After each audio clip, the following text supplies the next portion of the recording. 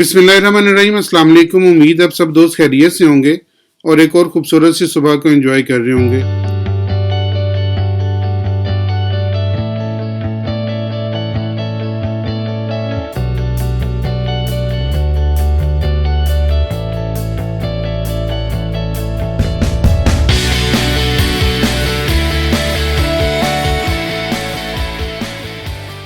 आज हम देखते हैं कि मार्केट में क्या क्या हलचल मच सकती है और मार्केट की डायरेक्शन क्या होगी।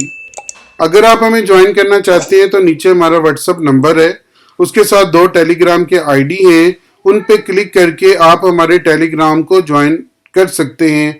और इसके साथ अगर आप हमारे आईबी में आना चाहते हैं तो उसके नीचे एक लिंक्स मौजूद हैं, उस लिंक पे क्लिक करके आप हमारे साथ हमारे आईबी में ज्वाइन हो सकते हैं।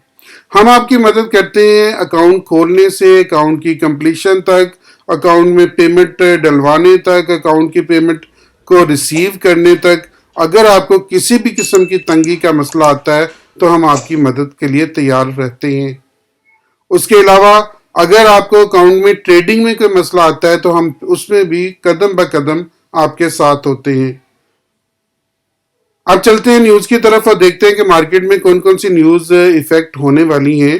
तो अभी जो ये सुबह के टाइम तो न्यूज गुजर चुकी, एम्प्लॉयमेंट चेंज थी, अनएम्प्लॉयमेंट रेट थी एयूडी की, ये 5:30 बजे सुबह ये न्यूज गुजर चुकी हैं।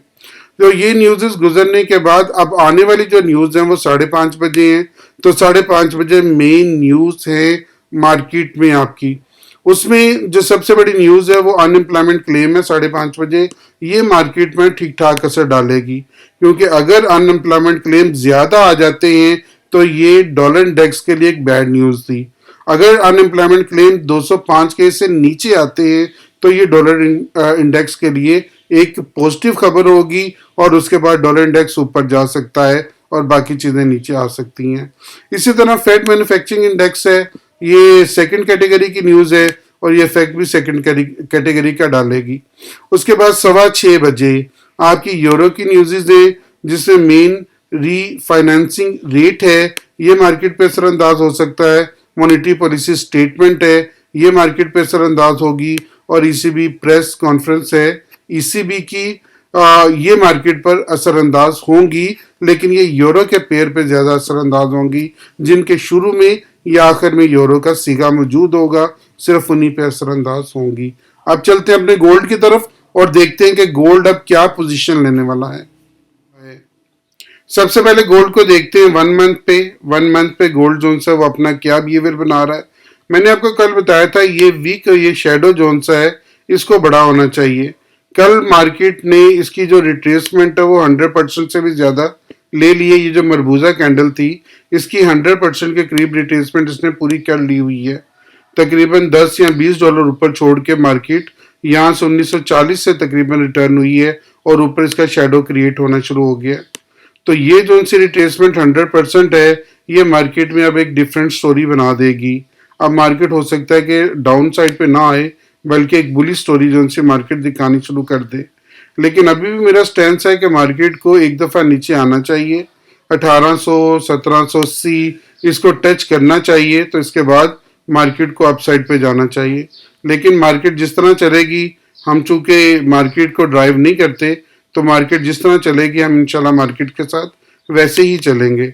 अब देखते हैं मार्केट में जो वीक के ऊपर व्यू है वो हमारा किस तरह का हो सकता है। वीक के ऊपर हमारा जो गोल्ड है वो किस तरह मूव करेगा। कल जो वीक के ऊपर कैंडल बनी थी उसके ऊपर अब जोन सा है वो शेडो जोन सा वो बनना शुरू हो गया, और ये हमारी जो रेजिस्टेंस थी, मेन रेजिस्टेंस, उसके ऊपर से मार्केट फिर जोन से वो नीचे आनी शुरू हो गई है। अब ये जो सा ऊपर शेडो क्रिएट होना शुरू हुआ है, ये वाला ये शेडो इसका बीरिश को शो कर रहा है कि आप आहिस्ता आहिस्ता गोल्ड जोन सा वो बीरिश साइड पे जा रहा है, बीरिश की तरफ निचली साइड पे आना शुरू हुआ है। तो अगर ये मजीद बीरिश होता है, मजीद नीचे होता है, तो कहाँ तक जा सकता है ये हमने देखना है और इसके साथ अपनी ट्रेड लेके चलेंगे। और अब चलते हैं दोबारा अपना टारगेट्स निकालते हैं, टारगेट सेट करते हैं और कल के टारगेट्स पे भी बात करेंगे कि हमारे टारगेट जोन से वो हिट हुए हैं या फेल हुए हैं। हम उन दोनों टारगेट्स पे बात करेंगे। रेफरेंस के लिए आप हमारी कल की वीडियो जरूर देखिएगा, जिसके ऊपर हमने अपने रेफरेंसेस आपको बताए थे कि मार्केट कहां से कहां तक जा सकती है और क्या अपना स्टैंड ले सकती है। फर्स्ट टाइम में जब मार्केट तकरीबन 1910 के पास थी, तो मैंने आपको बताया था कि मार्केट यहां से 1888 तक का लो लगा सकती है, और कल मार्केट ने 1885 का लो लगाया। तो इस तरह ये हमारा जो टारगेट है डाउन का वो भी हिट हो गया, और उसके बाद डाउन से मार्केट दोबारा अप साइड पे गई, और अब तो हमारा 1920 का टारगेट भी हिट हो गया। और उसके बाद जो न्यूज थी वो गोल्ड के लिए नेगेटिव साबित हुई, और एक दफा फिर इसमें एक हाइप क्रिएट हुई है, 1937-38 को टच करके वापस आ गया। अब आज का क्या सिनारियो है, आज गोल्ड किस तरह मूव कर सकता है? तो आज दोबारा गोल्ड अपनी इस मेन रेजिस्टेंस से नीचे आ गया हुआ है। ये वो रेजिस्टेंस है जिसके ऊपर मैं बार बार जिक्र करता आ रहा हूँ कि इस रेजिस्टेंस से मार्केट में अगर गोल्ड नीचे है तो हमें सेल साइड पे रहना है। अगर गोल्ड जोन सा है वो 1914 से लेकर और 1918 से नीचे है तो हमें सेल साइड पे रहना है, और हमारा जो स्टॉप लॉस होगा 1920/500 होगा। तो अगर ये गोल्ड इससे नीचे आता है, इससे नीचे रहता है, तो हम लोग इसमें सेल साइड लेंगे, और उसके बाद गोल्ड को हम 1885 तक दोबारा देख सकते हैं। ये जो एरिया है जहां से गोल्ड ने कल एक फास्ट रिवर्स लिया था और मार्केट तेजी के साथ ऊपर आ गई थी। ये था हमारा एक सिनारियो, ये हमारा एक है सेल साइड की एंट्री। अगर फर्ज करें गोल्ड में फिर कोई न्यूज आ जाती है, ये 1920 को क्रॉस कर जाता है और उसको रीटेस्ट करता है, तो उसके बाद पहला लेवल हमारा 1940 का, और उसके बाद दूसरा लेवल हमारा 1960 का होगा, जो हमारा सेकंड टॉप हाईएस्ट होगा, जिसके बाद मार्केट फिर दोबारा वापस आ सकती है। तो इन दो सिनारियोज में ध्यान में रखिएगा, लेकिन ये एरिया बहुत क्रिटिकल है।